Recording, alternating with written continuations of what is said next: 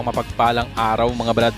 Sa katatapos lang nga po ng bakbakan kanina na ginanap sa bansang Thailand ay wagi nga po ang ating kababayan at tubong Negros Occidental na si Herlan Gomez via technical knockout in round 1. Nakalaban niya dito ang veteranong Thai fighter na si Comrades Nantapich na may record na 32 wins, 23 knockout at 8 losses at may 71.88% knockout ratio.